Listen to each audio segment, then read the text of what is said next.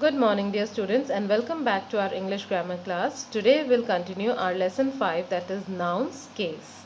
Yesterday we have seen nouns case and let us see a short recap before going to our next topic. Now yesterday we have seen what is the importance of nouns case. Now a case tells us about the position of the noun in the sentence, and we have also seen that there are different types of cases: nominative, objective and possessive case. Okay, now let us see nominative case. As we have seen yesterday also, we know that nominative case is also known as subjective case, and noun is used as the subject of the verb. Okay, now objective or accusative case. Yesterday we have seen, children, objective or accusative case, a noun is used as the object of a verb. And also we have seen that in a sentence there are two objects, that is direct and indirect objects. Now direct objects are those objects which the noun names the person is said to be in direct object. Okay, so the noun naming the person is said to be the indirect object of the verb, and the noun that names the thing is said to be the direct object. Okay, now children, let us come on to our today's topic, that is possessive case. Before going to the topic, let us write today's date on top of the topic. Okay, now possessive case. What do you mean by possessive? Yes, possessive means ownership or belonging. Clear? Now possessive case means ownership or belonging. This we'll see with an example. For example, this bag belongs to Ram. Okay, I have written an example. This bag belongs to Ram. This sentence I can also say like, this is Ram's bag. Now in this sentence I have put an punctuation mark here, and this punctuation mark is known as apostrophe. So this apostrophe shows or expresses the possession in case of nouns. Okay, now let us read. When a noun shows possession or indicates the ownership of something, it is said to be in the possessive case. For example, the dog bit the girl's leg. Whose leg? Girl's leg. Okay, that is Meena's dress. Whose dress?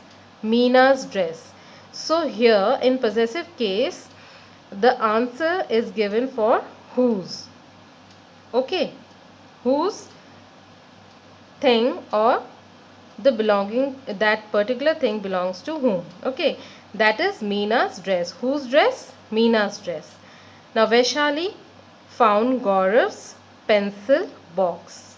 Whose pencil box she found? Gaurav's pencil box. Now for possession we use what? Apostrophe S. Apostrophe and S. In the above sentences, girls, Gaurav, friends and his are in the possessive case because each denotes the possessor or the owner of something. That is, that thing belongs to that person. Okay. Now at times the possessive case is used to convey meanings other than possession. Okay, they tells us the meanings also. Like how? See, John Donne's poems. The poems written by John Donne. Okay, the king's throne. The throne on which the king sat. It is giving a meaning. King's throne means the throne belongs to king on which he sat. The baby's food. The food meant for the baby. Okay. The child's cries. The cries raised by the child. Now let us see how these possessive cases are formed. See, formation of possessive case. First, the possessive case of singular noun is formed by adding an apostrophe and S to it. Okay, what we are going to add? Apostrophe and S. For example, the dog's leg was hurt. Okay, this is singular noun and to make it possessive case, what we are adding? Apostrophe and s. Okay. See, the king's palace is big. King's, apostrophe and s.